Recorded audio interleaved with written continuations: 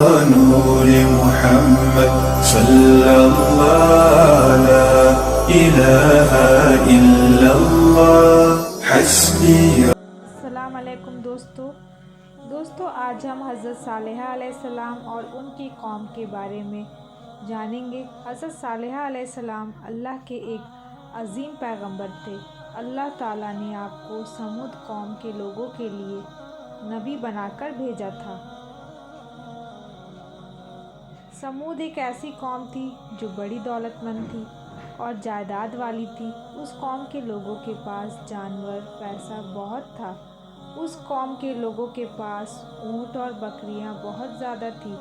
جب عاد قوم کو طالع اللہ کے حکم سے ختم کر دی گئی، اس کے بعد اسی قوم کی نسل سے اللہ تعالیٰ نے ایک نئی قوم کو پیدا کیا جس کا نام تھا سمود قوم۔ اس قوم نے نئی عمارتیں بنائی۔ ان لوگوں کے پاس مال اور دولت بھی زیادہ تھی اور یہ زیادتی ان کی گمراہی کی وجہ بنی۔ ان میں گھمنڈ پیدا ہو گیا اور وہ لوگ راہ سے بے راہ ہو گئے۔ ایک اللہ کی عبادت کے بجائے بتوں کی عبادت کرنے لگے اور ظلم و بگاڑ کے کام کو اپنی زندگی کا مقصد بنا لیا۔ اور اللہ تعالیٰ نے اس قوم کو سدھارنے، سمجھانے اور ان لوگوں کی بہتری کرنے کے لیے حضرت صالحہ علیہ السلام کو پیغمبر بنا کر بھیجا۔ حضرت صالحہ علیہ السلام انہیں سمجھاتے، سیدھا سچا راستہ بتاتے، لیکن ان کے دلوں پر جیسے مہر لگی تھی۔ وہ سنی انسنی کر دیتے، انہیں برا بھلا بھی کہتے۔ کیونکہ حضرت صالحہ علیہ السلام اسی قوم کے تھے، اس لیے وہ لوگ ان کا کچھ نقصان بھی نہیں کر سکتے تھے۔ آخر اس پتھر دل قوم نے حضرت صالحہ علیہ السلام کے سامنے ایک شرط رکھی۔ اس قوم کے لوگوں نے کہا، اگر آپ کوئی معجزہ دکھاؤ تو ہم مان لیں گے کہ آپ اللہ کے نبی ہو اور آپ کا پیغام سچا ہے۔ قوم کے لوگوں نے کہا، معجزہ ہمارے مطابق دکھانا ہوگا۔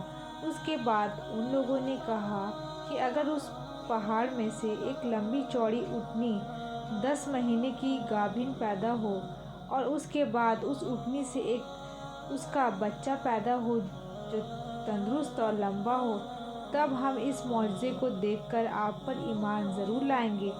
تب ہر معاملے میں حضرت صالحہ علیہ السلام کی فرمانبرداری کریں گے۔ حضرت صالحہ علیہ السلام نے پہاڑ کو حکم دیا اور اچانک پہاڑ کو چیرتے ہوئے ایک بہت لمبی چوڑی اور 10 مہینے کی گابھن اونٹنی باہر آئی۔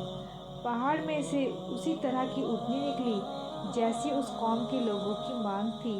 حضرت صالحہ علیہ السلام کا یہ معجزہ دیکھتے ہی سمود قوم کے لوگ حیران رہ گئے۔ پھر اس اونٹنی سے ایک بچہ بھی پیدا ہوا، اسی قد اور ڈیل ڈول کا پیدا ہوا۔ یہ حضرت صالحہ علیہ السلام کا بہت بڑا معجزہ تھا جو اللہ کی قدرت سے ظاہر ہوا تھا۔ ابن عمر اس معجزے کو دیکھ کر مسلمان ہو گیا۔ دوسرے سرداروں کا دل بھی ایمان کی طرف متوجہ ہوا، لیکن جو پرانے اور گھاک تھے انہوں نے کہا، یہ تو صالحہ بڑا جادوگر ہے، یہ نبوت کا معجزہ نہیں بلکہ جادو کا اثر ہے۔ اس طرح جن کے دلوں میں ایمان کی کرن پھوٹنے والی تھی وہ ان باتوں سے گمراہی کے اندھیرے میں چلے گئے۔ اس طرح انہوں نے اپنا انجام تباہی کے راستے پر ڈال دیا۔ حضرت صالحہ علیہ السلام اب بھی قوم کو سمجھاتے، سیدھا راستہ دکھاتے، مگر اس قوم پر شیطان اس طرح حاوی ہو چکا تھا کہ وہ لوگ حضرت صالحہ علیہ السلام کو جھوٹا کہتے، دن رات خدا کی نافرمانی کرتے۔ حضرت صالحہ علیہ السلام نے ان لوگوں سے اونٹنی کے بارے میں کہا، دیکھو اس اونٹنی کی زندگی سے تمہاری زندگی اور اس کی پریشانی سے تمہاری پریشانی ہے۔ آپ کو بتا دوں، اس اونٹنی کا خوراک بہت زیادہ تھا۔ وہ جب پانی پیتی تو ایک بار میں جتنی پانی اس کے سامنے لایا جاتا وہ سب پی جاتی۔ اللہ تعالیٰ نے اس قوم کے لوگوں کے لیے حکم دیا کہ ایک دن کا پانی تم لوگ پیو اور ایک دن کا پانی وہ اونٹنی پیے گی، اور اس دن تم لوگ اس اونٹنی کا دودھ پینا۔ قرآن مجید میں اس کی طرف اشارہ ہے۔ اس بات پر سب خوش ہوئے، مگر کئی آدمیوں کو دکھ بھی ہوا۔ جب اونٹنی اپنی باری پر پانی پینے کے لیے کنویں پر جاتی تو پورا پانی ایک بار میں ہی پی جاتی۔ یہ الگ بات ہے کہ وہ جتنا پانی پیتی تھی اسی کے مطابق اتنا دودھ بھی دیتی تھی۔ پورے قوم کے برتن دودھ سے بھر جاتے۔ اونٹنی کی شکل بہت لمبی تھی، بھاری بھرکم جسم، صورت شکل، سب کچھ حضرت صالحہ علیہ السلام کے معجزے کی زبردست دلیل تھی۔ امام نسائی نے لکھا ہے کہ اس کے جسم کی لمبائی 100 گز تھی، اس کے پاؤں کی اونچائی 150 گز تھی۔ جب وہ اونٹنی جنگل میں چرنے کے لیے جاتی تو جنگل کے دوسرے جانور اس اونٹنی کو دیکھ کر ڈر جایا کرتے اور اس سے دور بھاگتے تھے، اور جب وہ اونٹنی گاؤں میں موجود ہوتی تھی تو گاؤں کے سبھی جانور جنگل میں بھاگ کر پناہ لیتے۔ نتیجہ یہ ہوا کہ جن گاؤں کے لوگوں کے پاس زیادہ جانور تھے وہ لوگ جانوروں کی اس بھاگم بھاگ سے بڑے پریشان ہو گئے، یہاں تک کہ وہ لوگ اونٹنی کو مار ڈالنے کی بات سوچنے لگے۔ اللہ تعالیٰ نے حضرت صالحہ علیہ السلام پر وحی بھیجی کہ اپنی قوم سے کہو کہ اس اونٹنی کو قتل کرنے کی بات نہ سوچے اور خدا کے حکم کے خلاف اس کو نہ ستائے، ورنہ اس کی موت تم سب کی موت کی وجہ بنے گی، تم خدا کے عذاب کے شکار ہو جاؤ گے۔ پھر مہلت ختم ہونے کے بعد تم پر نہ اس کی کوئی مہربانی ہوگی نہ اسے تم لوگوں پر ترس آئے گا۔ اس قوم میں ایک بڑھیا تھی، اس بڑھیا کے پاس مال بھی بہت تھا اور وہ بکریاں اور اونٹ بھی بہت رکھتی تھی۔ اسی طرح ایک بے دین عورت اور تھی جو بہت مالدار تھی، لیکن اس عورت کے شوہر ایمان والے اور خدا کا خوف رکھنے والے تھے۔ ان دونوں عورتوں نے مل کر وہاں کے سرداروں کو اونٹنی کو مار ڈالنے پر تیار کیا اور کردار بنا سالف اور مسعود بن محدث کو بلایا۔ اس بڑھیا نے کردار سے اپنی بیٹی کا نکاح کر دینے کا وعدہ کیا اور عملی طور پر اسے کچھ نقد اور غلہ دے کر یہ طے کرا لیا کہ اونٹنی کو قتل کرنا ہے۔ وہ دونوں ملعون 7 آدمیوں کو ساتھ لے کر رستے میں بیٹھے اور اونٹنیوں کا انتظار کرنے لگے۔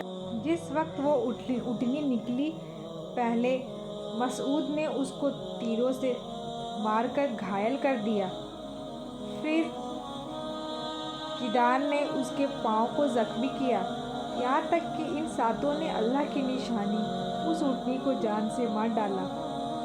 اس طرح ان ظالموں نے اپنی بربادی کا راستہ خود پیدا کر لیا۔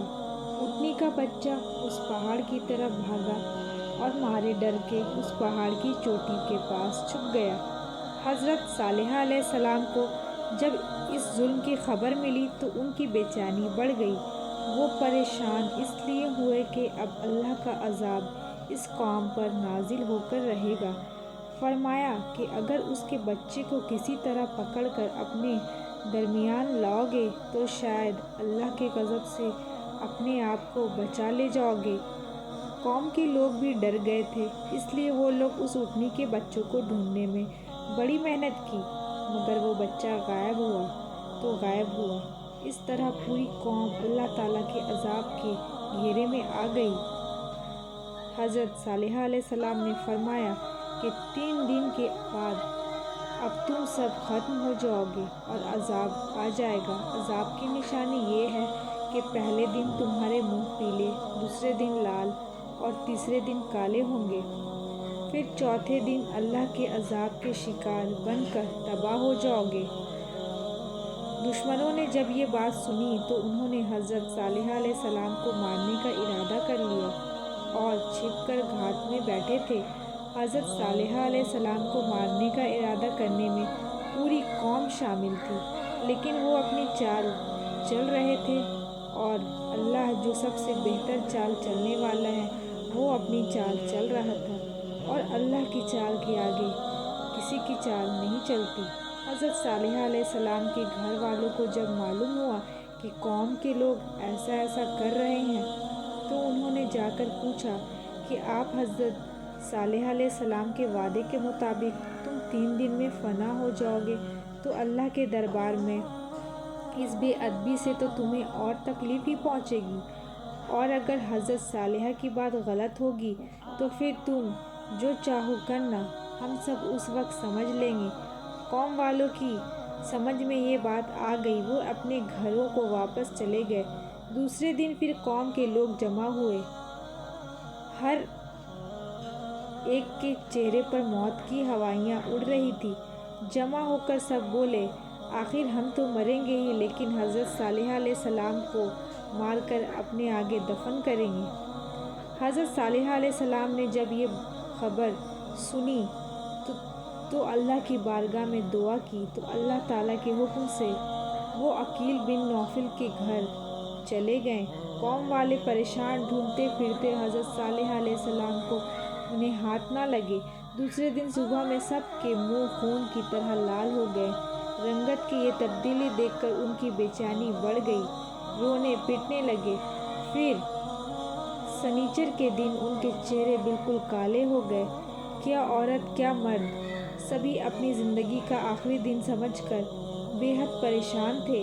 حضرت صالحہ علیہ السلام اسی دن اللہ کے حکم سے ایمان والوں کو ساتھ لے کر فلسطین چلے گئے، اور وہ بے ایمان اور بدبخت اپنی بستی ہی میں پڑے رہے۔ اتوار کی صبح کو سمود قوم کے شیطانوں نے خونین کفن تیار کر کر زندگی سے چاہت اٹھا لیا، اور پہر دن چڑھے۔ ایک خوفناک آواز اوپر سے ان کے کانوں میں آئی، سب کے دل ٹکڑے ٹکڑے اور کلیجہ حصے کو ہو گیا۔ اللہ کے غضب سے نہ طاقتور بچا، نہ کمزور، نہ مرد بچا، نہ عورت۔ حضرت صالحہ علیہ السلام اللہ تعالیٰ کے حکم کے مطابق سب کچھ ٹھنڈا ہو جانے کے بعد پھر واپس اسی جگہ آئے۔ قوم کی یہ حالت دیکھ کر روئے بھی۔ بہت لوگوں کو اس قوم سے سبق ملنے کی نصیحت دی۔ پھر حضرت صالحہ علیہ السلام ایک مدت کے بعد وہاں سے مکہ کی طرف چلے گئے، اور وہی اپنا آپ نے پردہ فرمایا اور اس دنیا کو چھوڑ کر مالک حقیقی کو جا ملے۔